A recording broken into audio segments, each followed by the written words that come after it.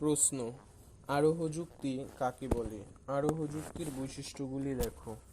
উত্তর, আরোহ যুক্তি যে যুক্তিতে সিদ্ধান্তটি সর্বদাই একাধিক আশ্রয়বাক্য থেকে নিঃসৃত হয় কিন্তু অনিবার্যভাবে নিঃসৃত হয় না, এবং যে যুক্তিতে সিদ্ধান্ত সর্বদাই আশ্রয়বাক্যের চেয়ে বেশি ব্যাপক হয়, অর্থাৎ আশ্রয়বাক্যকে অতিক্রম করে যায়, তাকে আরোহ যুক্তি বলে। যেমন, রাম হল মরণশীল, শ্যাম হয় মরণশীল, যদু হয় মরণশীল, সুতরাং সকল মানুষ হয় মরণশীল। আরোহ যুক্তির বৈশিষ্ট্য। আরোহ যুক্তির বৈশিষ্ট্যগুলি হল: আরোহ যুক্তি হল এমন এক প্রকার যুক্তি যে যুক্তির সিদ্ধান্তটি সর্বদাই একাধিক আশ্রয়বাক্য থেকে নিঃসৃত হয়। এই যুক্তির সিদ্ধান্তটি আশ্রয়বাক্যে নিহিত থাকে না বলে সিদ্ধান্তটি আশ্রয়বাক্য থেকে অনিবার্যভাবে নিঃসৃত হয় না। ৩. এই যুক্তির সিদ্ধান্তটি আশ্রয়বাক্য থেকে বেশি ব্যাপক হয়, অর্থাৎ আশ্রয়বাক্যকে অতিক্রম করে যায়। ৪. এই যুক্তিতে আশ্রয়বাক্য ও সিদ্ধান্তের মধ্যে প্রসূক্তি সম্বন্ধ থাকে না। ৫. এই যুক্তিতে আকারগত ও বস্তুগত উভয় প্রকার সত্যতার দিকে লক্ষ্য রাখা হয়। ৬. এই যুক্তির সিদ্ধান্ত সম্ভাব্য হয়। ৭. এই যুক্তির ক্ষেত্রে বৈধ অবৈধ বিশেষণগুলি প্রয়োগ করা যায় না। প্রশ্ন, উদাহরণসহ অবরোহ এবং আরোহ যুক্তির মধ্যে পার্থক্য আলোচনা করো। উত্তর, অবরোহ এবং আরোহ যুক্তির মধ্যে পার্থক্য। অবরোহ এবং আরোহ যুক্তির মধ্যে পার্থক্যগুলি হল: অবরোহ যুক্তির ক্ষেত্রে সিদ্ধান্তটি এক বা একাধিক আশ্রয়বাক্যের সমর্থনে গঠন করা হয়, অপরদিকে আরোহ যুক্তির ক্ষেত্রে সিদ্ধান্তটি সর্বদাই একাধিক আশ্রয়বাক্যের সমর্থনে গঠন করা হয়। ২.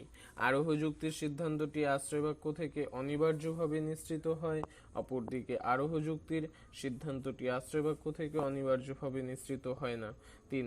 অবরোহ যুক্তির সিদ্ধান্ত কখনো আশ্রয়বাক্য থেকে বেশি ব্যাপক হতে পারে না, অপরদিকে আরোহ যুক্তির সিদ্ধান্তটি আশ্রয়বাক্য থেকে বেশি ব্যাপক হয়।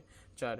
অবরোহ যুক্তিতে আশ্রয়বাক্য ও সিদ্ধান্তের মধ্যে প্রসূক্তি সম্বন্ধ থাকে, অপরদিকে আরোহ যুক্তিতে আশ্রয়বাক্য ও সিদ্ধান্তের মধ্যে প্রসূক্তি সম্বন্ধ থাকে না।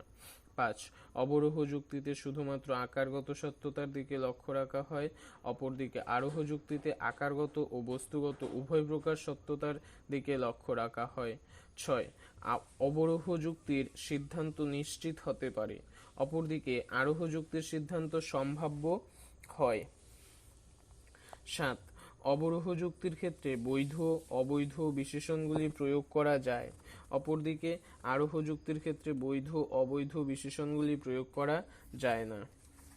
৮. অবরোহ যুক্তির মাধ্যম ও অমাধ্যম দুই প্রকার হতে পারে, অপরদিকে আরোহ যুক্তি শুধুমাত্র মাধ্যম হতে পারে। ৯. অবরোহ যুক্তির সিদ্ধান্ত সামান্য বচন বা বিশেষ বচন হতে পারে, অপরদিকে আরোহ যুক্তির সিদ্ধান্ত সর্বদাই সামান্য সংশ্লেষক বচন হবে। ১০. অবরোহ যুক্তিতে কোনো সামান্যীকরণ প্রক্রিয়া ঘটে না, অপরদিকে আরোহ যুক্তিতে সামান্যীকরণ প্রক্রিয়ার মাধ্যমে সিদ্ধান্ত প্রতিষ্ঠা করা হয়। প্রশ্ন, উদাহরণসহ বচন ও বচনাকারের মধ্যে পার্থক্য করো। উত্তর, বচন: যে বিবৃতি সত্য অথবা মিথ্যা হতে পারে তাকেই যুক্তিশাস্ত্রে বচন বলে।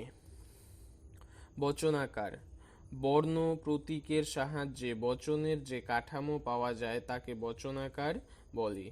বচন ও বচনাকারের মধ্যে পার্থক্য। বচন ও বচনাকারের মধ্যে পার্থক্যগুলি হল: ১. বচন গঠিত হয় পদ দিয়ে, অপরদিকে বচনাকার গঠিত হয় বর্ণ প্রতীকের মাধ্যমে। ২. বচন সত্য বা মিথ্যা হতে পারে, অপরদিকে বচনাকার উপাদানহীন বলে এটি সত্য বা মিথ্যা হতে পারে না। ৩. বচনে পদ সংযোজক ও মানক থাকে, অপরদিকে বচনাকারে কোনো পদ থাকে না, থাকে কেবল যোজক ও গ্রাহক। ৪. বচন যুক্তির অবয়বরূপে ব্যবহৃত হয়, অপরদিকে বচনাকার যুক্তির অবয়বরূপে ব্যবহার হয় না। ৫. বচন যুক্তির আকারের অবয়বরূপে ব্যবহৃত হয় না, অপরদিকে বচনাকার যুক্তির আকারের অবয়বরূপে ব্যবহৃত হয়। উদাহরণ: বচন: সকল মানুষ হয় মরণশীল জীব। বচনাকার সকল এস হয় পে। বচন যদি বৃষ্টি পড়ে তবে মাটি ভেজে, যদি পি তবে কিউ। বচন ওটি নেকড়ে অথবা ওটি খ্যাকশিয়াল, বচনাকার পি অথবা কিউ।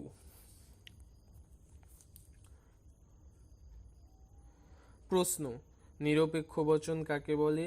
নিরপেক্ষ বচনের অংশগুলি কি কি ব্যাখ্যা করো। নিরপেক্ষ বচন: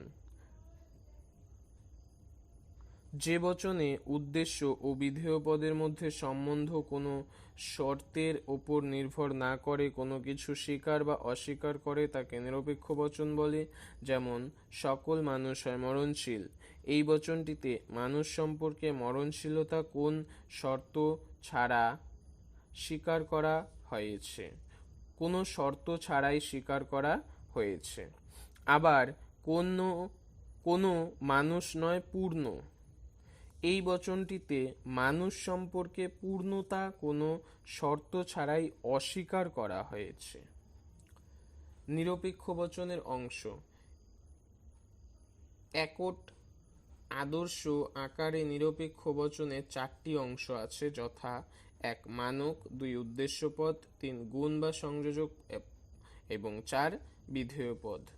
মানক: আদর্শ আকারের নিরপেক্ষ বচন আরম্ভ হয় সকল, কোনো, কোনো কোনো প্রভৃতি শব্দ বা শব্দগুচ্ছের কোনো একটি দ্বারা।